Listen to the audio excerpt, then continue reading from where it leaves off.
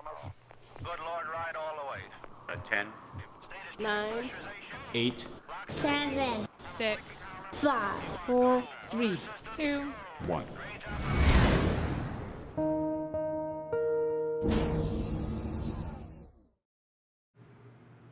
Hello and welcome to Slew.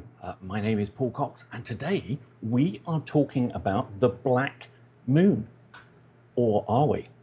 We're certainly talking about the new moon as we attempt to spot a very, very young moon, only 3 days old, shortly after sunset. Now, it really is space for everyone here at Slew as we delve into the different cultural and religious perspectives associated with new moons, both historically and in modern times. And to help us do that, we have got a wonderful group of guests joining me on the show today. First of all, we'll be revisiting an interview with Sheikh Abdul Bari Yahya of the Al Maghrib Institute. He provides an intriguing insight into the way members of the Islamic faith revere both the sun and moon. We'll also hear about the monthly practice of moon sighting. Then we're going to hear from Helen Avery. She's Slew's spiritual correspondent, who's going to be diving right into that headline of the month, the Black Moon. She's going to be telling us how the Black Moon and the New Moon are seen by modern pagan practitioners. That's going to be pretty interesting. And then, of course, we've got Slew astronomer Bob Berman. Both of us, we're going to be chatting about all of this Black Moon business. We'll be talking about why, despite all the media attention, this new moon isn't actually a black moon. And we'll put to rest some of the misreporting that we've seen about the skies turning black and all manner of apparent effects people have been talking about. Now, let's take a quick look at our live images. Here we are with the panorama. You can see here, this is Slew's Canary Islands Observatory, the flagship observatory at the Institute of Astrophysics of the Canary Islands. And what we're seeing here is this stunning image of the Pico del Teide, which is the volcano there, and the sun has just been setting behind there, and we are going to see this lovely, lovely new moon appearing in these images. Now let's hop over to the dome cam and our constellation cam. Now there we go, there are Slew's two domes. We've actually got three domes there. There's one slightly out of shot there, and it shows you the domes are open, and inside you can see the mighty telescopes that Slew members get to control every night. And there is this lovely, lovely image actually of, this is our constellation camera. It has an enormous field of view. There's a bit of a funny orientation, so we're kind of looking at a slight angle, but just in the top of that image, you can see appearing in the rapidly darkening sky this 3-day-old moon just appearing like the horns of bull in the top of that image. So we're going to keep a close eye on that. We've also got a couple of other cameras that we're going to be keeping an eye on as well. Look at this one. That's the sun setting behind Teide, and these clouds are the cloud base. We're still above the clouds, of course. We're at 8,000 feet altitude, but they've been threatening to overrun the observatory today. So we've got to keep a close eye on those as well. But of course, we've got the mighty half-meter telescope, the telescope that one of the telescopes that Slew members use every night, and it's a particular favorite of mine for capturing the moon. It gives these enormously high-resolution images that frame the moon absolutely perfectly, and when you zoom in on the live stream, it kind of feels like you're flying over the surface of the moon. I love that telescope. Now, we've also actually got, I just wanted to show you one image that we had caught on Friday. This is actually, I think it was Thursday. We captured this incredibly old moon. So we're talking about a new moon today, but this is an incredibly old moon. The oldest we've ever imaged with Slew. The moon was only 5 degrees above the horizon when Slew members took that image. How cool is that? It's a tiny 3% phase. Now, you may be asking yourselves, what is a new moon? Well, that's a really old moon, but a new moon. Why did we decide to look at a 3-day-old moon rather than a brand new moon? Oh, there is the live image coming in from the half-meter telescope. There it is, the new moon. and it's just appearing. We're having to use special filters to cut down the amount of light reaching the enormous half-meter telescope. And there is our first live image. Wow, that's gorgeous, of this new moon. 3 days old. Anyway, what causes this new moon?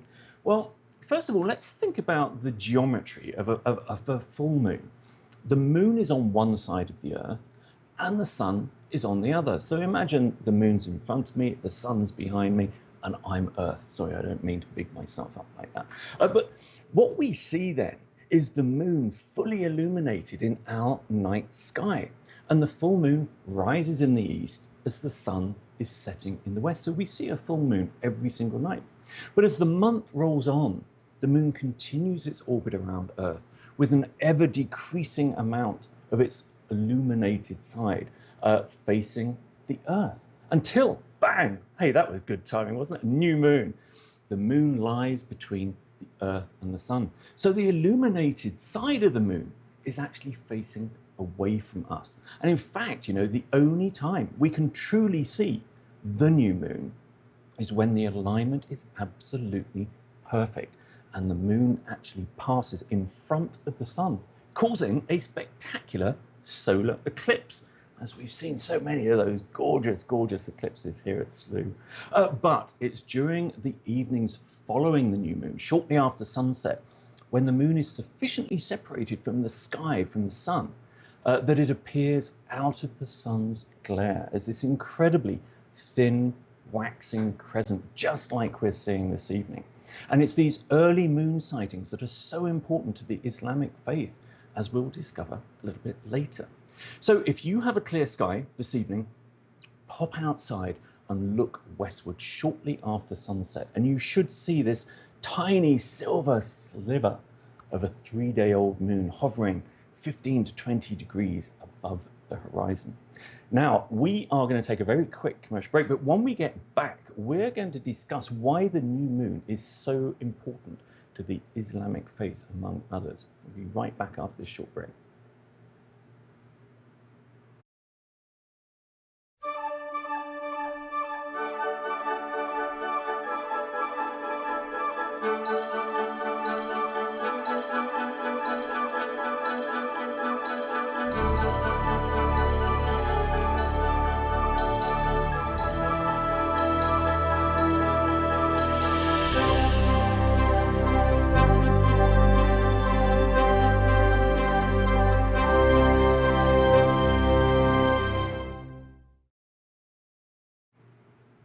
And welcome back to our Black New Moon show here at SLU with these fabulous live images coming in from the half-meter telescope at SLU's Canary Islands Observatory. Now, don't forget, we'll be addressing that term Black Moon a little bit later on in the show when I'm joined by SLU astronomer Bob Berman.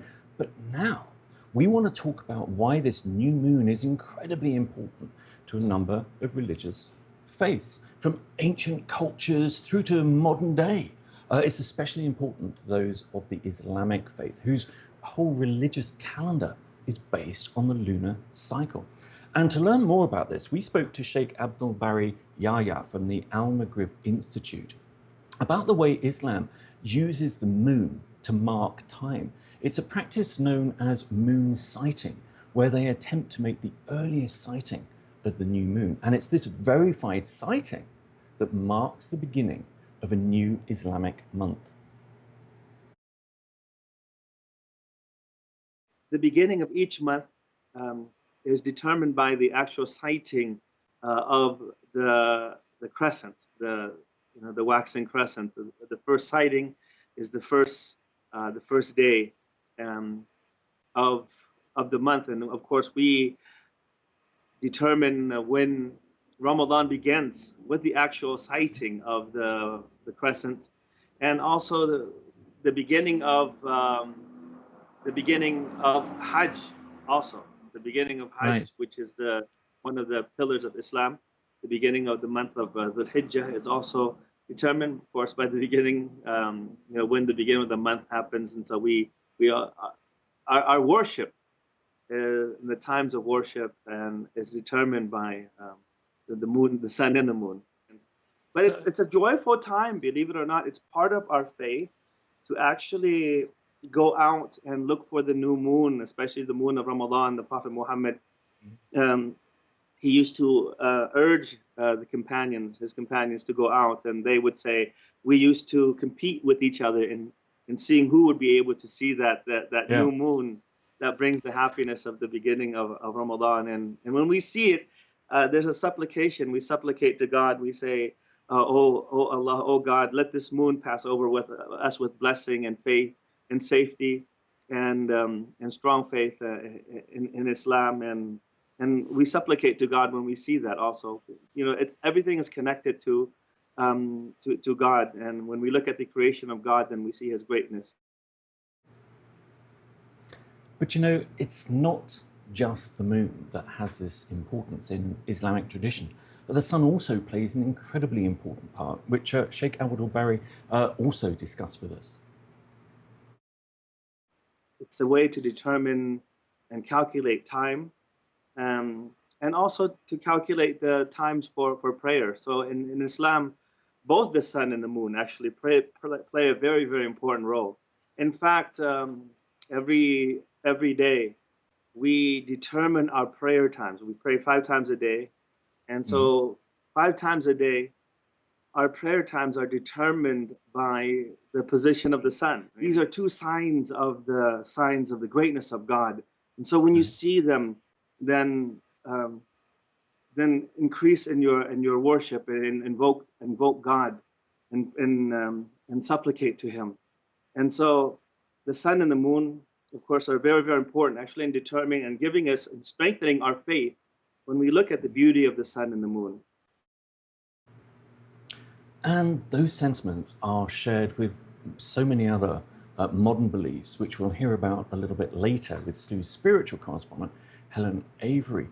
Now, with the sighting of the new moon over this weekend, Muslims around the world are welcoming in the sacred month of Muharram. That's the first month in the Islamic lunar calendar that marks the Islamic New Year, 1438. And yesterday, the 2-day-old moon marked the beginning of Rosh Hashanah, the Jewish New Year, which is 5777. So, all of this is really, these new moons and the full moons, as we covered before, are just ingrained in so many cultures, religions, and faiths around the world. Now, before we move on, I want to take a moment to encourage everyone watching the show from around the globe to join our expedition to explore the universe with us, which we do every day and night here at SLU. Now, our members are not passengers, but they sign up as working crew to take control of the robotic telescopes in the Canary Islands and our Chile Observatory to share the most interesting places in space with everyone else in the community. SLU really is what we call social exploration. And together we've already visited over 50,000 different places in the sky and captured over 5 million photos. And working as a team makes it easy to learn from each other and share our diverse perspectives. And those are fueled in equal part by science and imagination and the human spirit to kind of search and wonder together. Who knows, we may be alone in the universe, but you'll never be alone at SLU. And we've told you before, the secret is out, I'm afraid, a year in the making. There is a new SLU coming. That's right, smarter and more powerful than ever. We are so excited to show it to you when it's ready. You're welcome aboard SLU's expedition into outer space, which is free to try. So do join our adventure into the great unknown. Now, let's take a look at this live image. This is a live view from our dome cam at SLU's flagship Canary Islands Observatory. And there we can see, just appearing in the dusk sky, that sliver of moon. And that's where you'll see the moon about 30 to 40 minutes after your local sunset. So wherever you are in the world, wherever the sun has set in the west, kind of look in that direction. And it can be quite difficult to make out. It comes out in a camera a little bit easier than it does visually, but take your time and you will spot this 3% phase, I think it is. It's tiny, tiny sliver of a new moon. Now, we are going to take a quick commercial break now, but when we come back, Helen Avery, SLU's spiritual correspondent, is going to take a look at how modern pagans view this so-called black moon and the new moon. And that's a period associated for them with renewal.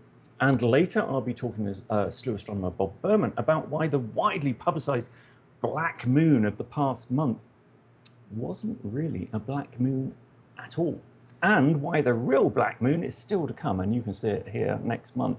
But don't go away, we'll be right back after this short break.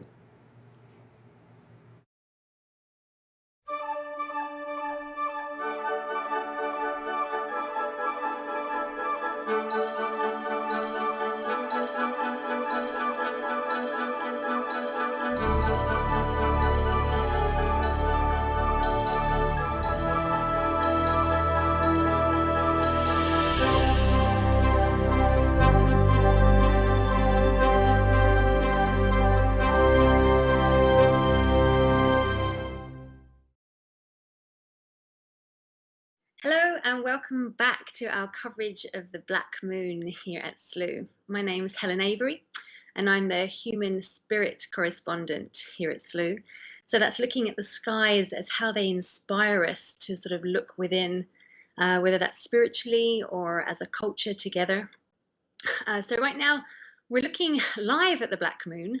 As we know, it is a new moon, and for the context of what I'm going to be talking about, it's considered to be the second new moon in a month. So the new moon is seen as really important for a lot of religions and traditions. Some religions even base their calendar off of new moons. So right now we're seeing a couple of religions celebrating a new year as a result of that calendar. But the most shared sentiment around the new moon, whether it's from pagans or Druids or Wiccans, Buddhists and Hindus, Kabbalists, Christian mystics, is that the new moon is a time for deep introspection because it's dark, so there's nothing to distract us.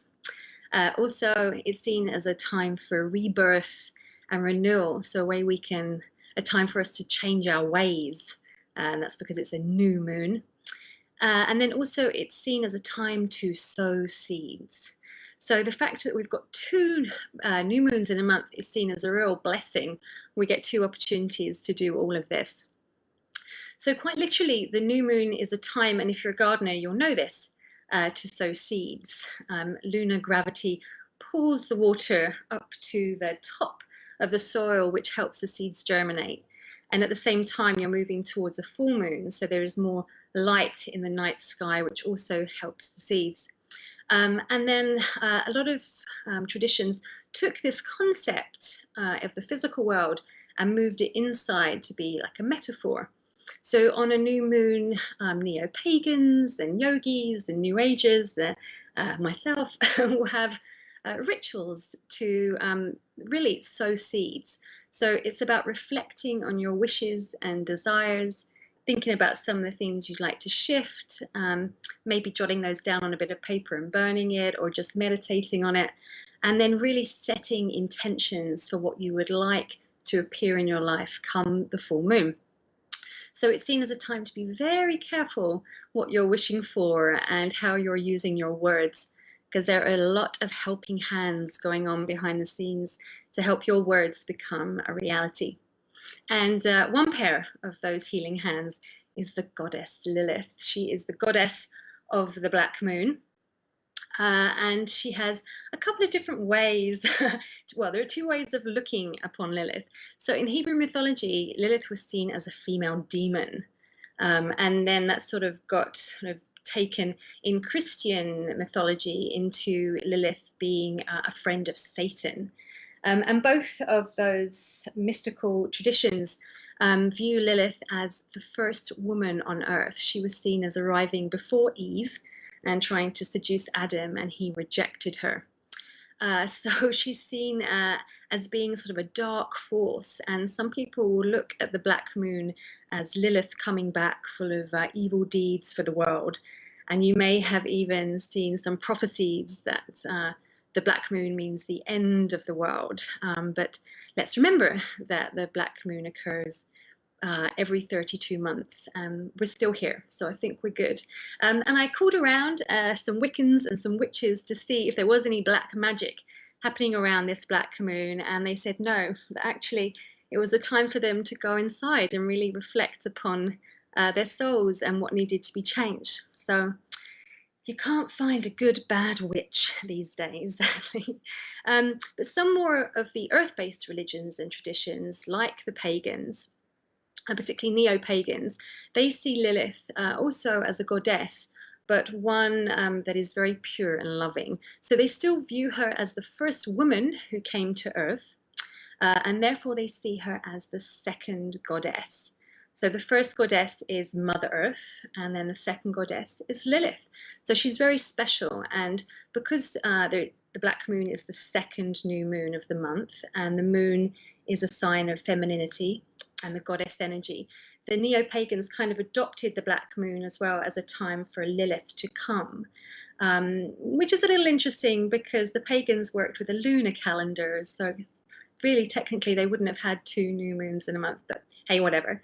And they see Lilith as her energy as a chance for us to reconnect to Earth and to look back on our ancestry and some of the things that have happened in our lives, and to again sort of ask for blessings from her to make those shifts. So very positive spin from the earth-based traditions on Lilith and the black moon. So a beautiful time for introspection, and what better way to go inside and celebrate the black moon than by looking up into the dark sky, like you're peering into your soul. So with that, I will leave you to your own introspection as we take a break. Thanks.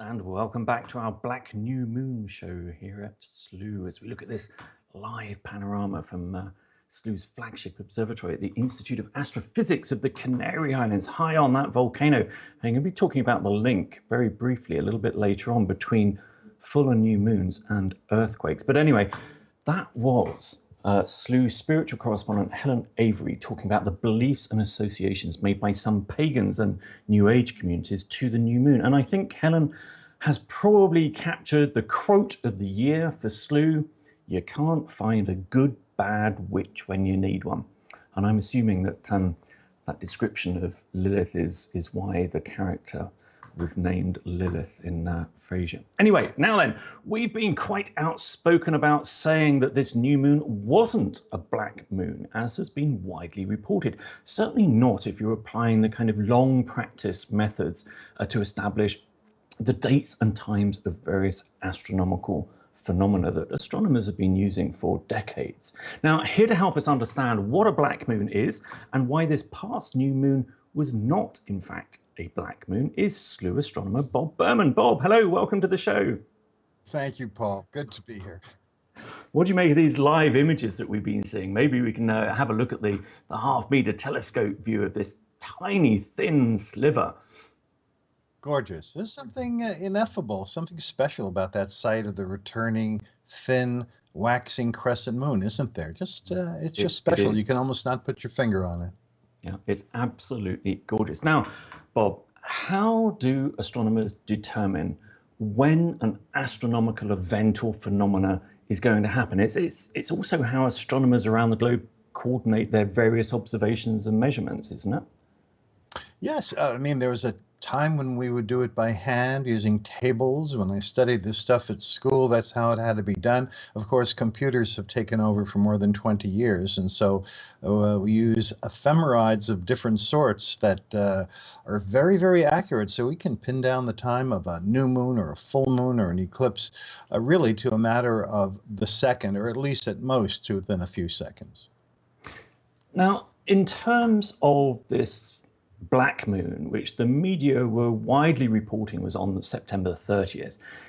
If we used what astronomers use, a time standard called Universal Time, UTC, it actually rose after midnight on October the 1st, didn't it? Yes, and of course, the time of moon rise or moon setting, that doesn't matter. There's a moment when the moon is most at the same, what we call right ascension. Essentially, it's directly above or directly below the sun, closest to the sun generally at that time, and that's the moment of new moon. But because we live in a world with different time zones, it sometimes doesn't happen on the same day. So for the North American continent, South America, it happened on the last day of September, but for universal time, which is what astronomers use widely, and all points east from there, it was the next day. Therefore, it was in October, and therefore it did not qualify as a second new moon or black moon in that month of September. And it was also reported, of course, in a lot of the press as being the Western Hemisphere, yes, it is a black moon, but the Eastern Hemisphere isn't. But that would actually put a lot of people who live in London on one edge of the Greenwich Meridian, which is the thing that separates the Western and Eastern hemispheres. For one person living in one house, it would have been a black moon, but the other side, it wouldn't have been. And that's really why, we need this common standard, isn't it? So how important is it that astronomers all use, this time standard of universal time as when they're discussing, events in space and their observations? Well, it is, of course, because we want to all be speaking the same language. Not to mention the fact that black moon is not an astronomy term. Amateur and professional astronomers, we don't call it that. So, and in fact, even in folklore, it has 4 different separate definitions. So depending upon which one you wish to choose, there's either black moon every month, or some months, or none at all in a month, or twice in a month. February. So all sorts of different meanings to it. Yeah. Now, don't go anywhere, Bob, or our viewers, because we're going to take a quick commercial break. But when we come back, we'll continue this conversation about the black moon. And I'm interested to know what you think, Bob, about these different names applied to the various lunar phases and phenomena. And if our viewers have any thoughts on that subject, just tweet them to @Slew, or if you've got any other questions for us. But we'll be right back after this quick commercial break.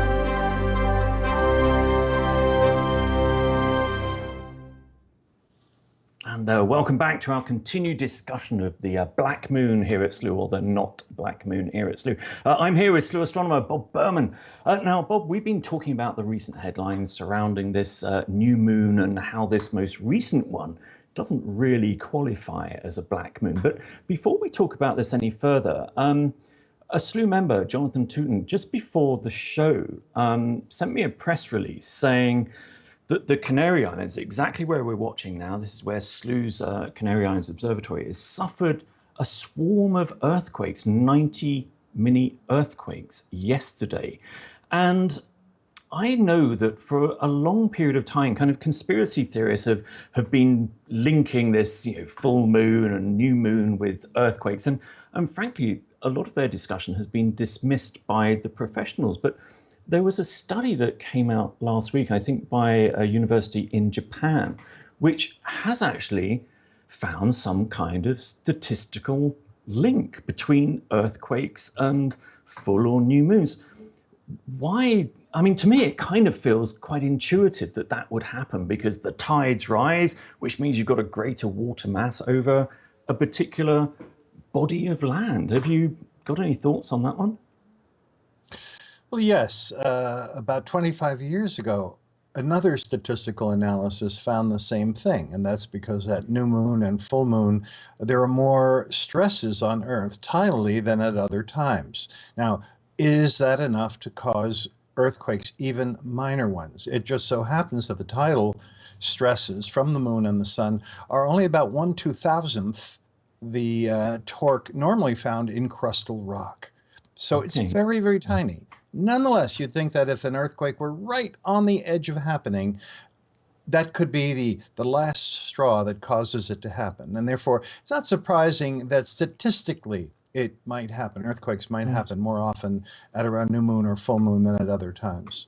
Okay, I think this new study was particularly associating the increased mass of water and the movement of that mass for that. But that's going to be an interesting story to follow over the coming months. Now, let's take a look at these live feeds, Bob. We are past sunset there at the Canary Islands Observatory, and here we see from the half-meter telescope. Bob, the half-meter telescope, tell viewers why a half-meter telescope isn't the best kind of telescope to use to view the moon. Is not the best? Well, I'm one of those who think that the bigger the better with anything, even though it's almost overkill. You could see the moon just fine through a Target or a Walmart telescope. But when you have qualities such as SLU has here, you could really bring it into play. But on the other hand, every telescope has a minimum magnification, and we really want to bring the whole moon into view. So sometimes the problem is too much power. And then you can't quite see a very wide field view, although SLU gets around that. We do, and in the half-meter view here, one of the biggest issues is a large telescope collects far more light. And of course, the moon is such a bright object, we actually have to use 2 filters to be able to use the half-meter telescope to get this view. Otherwise, it totally overwhelms the camera. And you can see here, somebody asked in chat actually, what's this funny star pattern? And we're having to take exposures so short with this incredibly sensitive CCD camera on that telescope that we can actually see the iris shutter. We can see the leaves of it just slightly ghosting on these images. Now, Bob, back to black moons. How frequently, you mentioned that depending upon what definition you use, depends on, they could happen once a month, but what are the thoughts on how many of these black moons we normally get in a single year? Well, because it's not a scientific or astronomical definition, we're free to use any of the folklore definitions. One definition is, as we know, the second new moon within the same month, and then the second one of those is the black moon. We'll have one on Halloween. That happens not that unoften, just about once a year, once every 2 years. Or others say that it's the third new moon in a season that has 4. That happened last year on February 16th. Or another definition is it's a month with no new moons at all, which can only happen in February. Or some consider a black moon every new moon, because on old-fashioned calendars, they're depicted as big black discs, big circles, and that looks like a black moon. So people would call that, well, it's the time of the black moon, meaning the new moon. And by that definition, it's once every month. Okay, so you have your choice. You can have as many black moons as you like. As you like. But we at SLU, we've decided that we're just going to stick to the single definition, which is 2 new moons in a single month. And to get out of this disparity of what time zone you live in, we're going to use the time standard that astronomers use around the world, which is UTC, which does mean that the last new moon occurred just on October the 1st, on Saturday, and the next one is going to be occurring, I think it's late on the 29th of October, isn't it, Bob? So that will be our true black moon. Yep. So we still have that to look forward to and mark on the calendar. And if we practice witchcraft or what have you, and we've been saving that occasion for some special ceremony, well, don't worry. You haven't lost it. You haven't forgotten. You haven't missed it. It's not past. It's still to come. Yeah, I mean it couldn't be better time, could it? A black moon the night before Halloween. But Bob, we've talked about this before, and it's really only been over the last decade that a lot of these names have been sprouting up for the moon. We've got now the black moon, we've got blue moon, blood moon, harvest moon, wolf moon. So some of those are old definitions, but we've also got this term supermoon and micro or mini moon, and what we call mega moon as well. So what are your thoughts about all of these names? Well, Paul, I'm of two minds with it. On the one hand, most of these are brand new. They're almost media creations. They're almost advertising creations to get people interested. We called a total lunar eclipse a lunar eclipse. It does turn reddish, but to call it a blood moon, well, that's dramatic. Yeah. And to call a large moon that we have once a year, there's a moon larger than most. Although this November, we're really going to go with an unusually large moon, and to call that a supermoon. But on the other hand, it does get people interested in observing the moon and interested in astronomy, and that's only a good thing. Yeah, and I think I come out on it exactly the same there, Bob. You know, it's next month's moon, I'm being told, is a super beaver moon. But, you know, some of those moons, November's moon actually is going to be the super beaver moon. A lot of the ones that we've dealt with on our full moon shows with the Old Farmer's Almanac, you know, down the years, these names have been used to mark certain things during the year. So the buck moon is when the North American Indians would start hunting, you know, bucks and deer. And we obviously know the harvest moon, which we covered last month. But I would agree with you that even all of these other names, you know, the black moon, the blue moon, the mega moon, the super moon, all of those, if it sparks some interest in anybody to gaze up at our moon or the night sky, I think that's a good thing. And you mentioned actually supermoon, and we started using that term quite heavily in 2011, and it did get picked up quite a bit by the media. But unfortunately, I think it was a year or two ago, NASA looked at another definition of this supermoon, and so they started saying, no, there are 3 supermoons this year. And that to me kind of dilutes the story. So that's where we started to say, you know, well, yes, okay, if you take that definition, 3 full moons do fit within the supermoon definition in a row, concurrent new moons, but we're only interested in the absolute biggest, the one largest moon a year. And that's why we then use the term megamoon to try and differentiate it from these other things. So just explain to viewers what actually creates this supermoon or megamoon. Well, because the moon's orbit is not a circle, but an ellipse, every month it reaches its closest point. Plus, the orbit itself changes shape. It stretches out, it gets rounder. And so once a year, we're going to get to the absolute closest moon of that year. And let's call that the supermoon. And once in a while, it'll happen when the orbit is really stretched out and it'll be unusually close to us.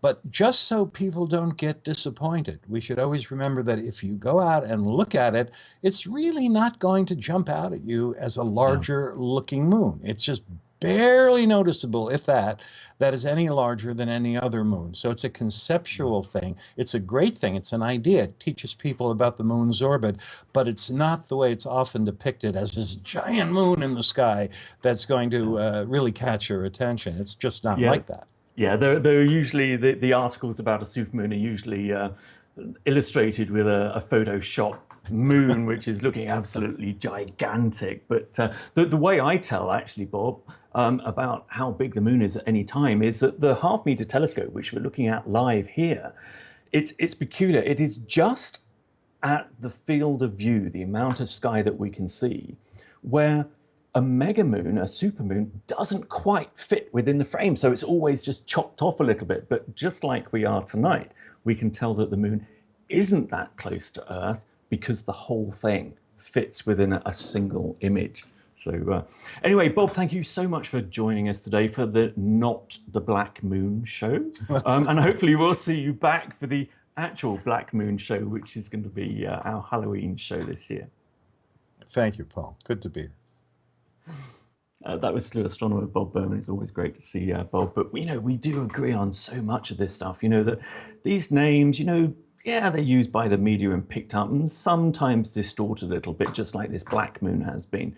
But anything that gets people looking up at the night sky is okay in Sleuth's view. Now, that just about wraps it up for here for our Black New Moon show, or should that really be the Not Black Moon show? I'd like to thank our guests. We had Sheikh Abdul Bari Yahya of the Al Maghrib Institute. We hope to have him back on the show very quickly, actually, very soon. And we also had Slew's spiritual correspondent, Helen Avery, telling us about the beliefs of pagans and Wiccans and some New Age communities about new moons and the fact that it needs renewal and things like this. And of course, we had Slew astronomer Bob Berman join us on the show. What a great show. I certainly enjoyed it. I hope you did as well. Now, we hope to see you back here for another live exploration of space. And you won't have to wait long either, because on Friday, we're heading out to watch the shooting stars, the meteors from the Draconid meteor shower. And Eric Edelman is going to be hosting that one starting at 8 p.m. Eastern time.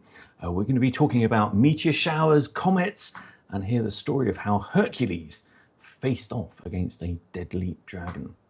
Now, if you can't wait until then, make sure you join the Slew community, because we do this every night here at Slew as we share the night sky using Slew's mighty telescopes. And we can see we've got a few clouds here, but the domes are open, so the telescopes are about to spring into action. I'm Paul Cox. This has been another astronomical production from slew.com. We hope to see you very soon. Goodbye for now.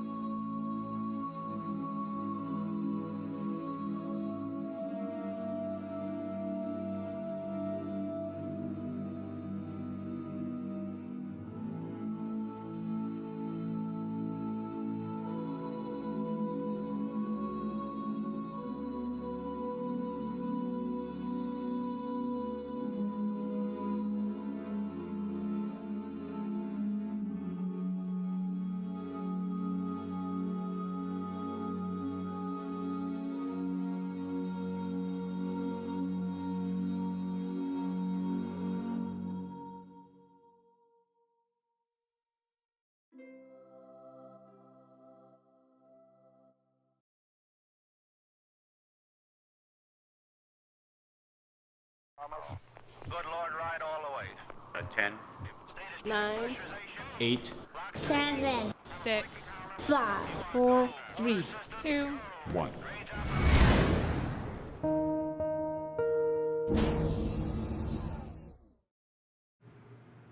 Hello and welcome to Slew. My name is Paul Cox, and today we are talking about the Black Moon. Or are we? We're certainly talking about the new moon, as we attempt to spot a very, very young moon, only 3 days old, shortly after sunset. Now, it really is space for everyone here at Slew as we delve into the different cultural and religious perspectives associated with new moons, both historically and in modern times. And to help us do that, we have got a wonderful group of guests joining me on the show today. First of all, we'll be revisiting an interview with Sheikh Abdul Bari Yahya of the Al Maghrib Institute. He provides an intriguing insight into the way members of the Islamic faith revere both the sun and moon. We'll also hear about the monthly practice of moon sighting. Then we're going to hear from Helen Avery. She's Slew's spiritual correspondent, who's going to be diving right into that headline of the month, the Black Moon. She's going to be telling us how the Black Moon and the New Moon are seen by modern pagan practitioners. That's going to be pretty interesting. And then, of course, we've got Slew astronomer Bob Berman. Both of us, we're going to be chatting about all of this Black Moon business. We'll be talking about why, despite all the media attention, this new moon isn't actually a black moon. And we'll put to rest some of the misreporting that we've seen about the skies turning black and all manner of apparent effects people have been talking about. Now, let's take a quick look at our live images. Here we are with the panorama. You can see here, this is Slew's Canary Islands Observatory, the flagship observatory at the Institute of Astrophysics of the Canary Islands. And what we're seeing live stream, it kind of feels like you're flying over the surface of the moon. I love that telescope. Now, we've also actually got, I just wanted to show you one image that we had caught on Friday. This is actually, I think it was Thursday. We captured this incredibly old moon. So we're talking about a new moon today, but this is an incredibly old moon. The oldest we've ever imaged with SLU. The moon was only 5 degrees above the horizon when SLU members took that image. How cool is that? It's a tiny 3% phase. Now, you may be asking yourselves, what is a new moon? Well, that's a really old moon, but a new moon.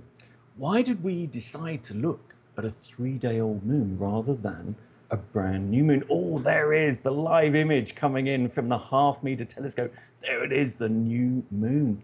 And it's just appearing. We're having to use special filters to cut down the amount of light reaching the enormous half-meter telescope. And there is our first live image. Wow, that's gorgeous, of this new moon. 3 days old. Anyway, what causes this new moon? Well, first of all, let's think about the geometry of a full moon. The moon is on one side of the Earth and the sun is on the other. So imagine the moon's in front of me, the sun's behind me, and I'm Earth. Sorry, I don't mean to big myself up like that. But what we see then is the moon fully illuminated in our night sky. And the full moon rises in the east as the sun is setting in the west. So we see a full moon every single night. But as the month rolls on, the moon continues its orbit around Earth with an ever decreasing amount of its illuminated side facing the Earth until, bang, hey, that was good timing, wasn't it? New moon. The moon lies between the Earth and the sun. So the illuminated side of the moon is actually facing away from us. And in fact, you know, the only time we can truly see the new moon is when the alignment is absolutely perfect and the moon actually passes in front of the sun, causing a spectacular solar eclipse, as we've seen so many of those gorgeous, gorgeous eclipses here at SLU. But it's during the evenings following the new moon, shortly after sunset, when the moon is sufficiently separated from the sky, from the sun, that it appears out of the sun's glare as this incredibly thin, waxing crescent, just like we're seeing this evening. And it's these early moon sightings that are so important to the Islamic faith, as we'll discover a little bit later. So if you have a clear sky this evening, pop outside and look westward shortly after sunset, and you should see this tiny silver sliver of a 3-day-old moon hovering 15 to 20 degrees above the horizon. Now, we are going to take a very quick commercial break, but when we get back, we're going to discuss why the new moon is so important to the Islamic faith, among others. We'll be right back after this short break. Here's this stunning image of the Pico del Teide, which is the volcano there, and the sun has just been setting behind there, and we are going to see this lovely, lovely new moon appearing in these images. Now let's hop over to the dome cam and our constellation cam. Now there we go. There are SLU's 2 domes. We've actually got 3 domes there. There's one slightly out of shot there, and it shows you the domes are open, and inside you can see the mighty telescopes that SLU members get to control every night. And there is this lovely, lovely image actually of, this is our constellation camera. It has an enormous field of view.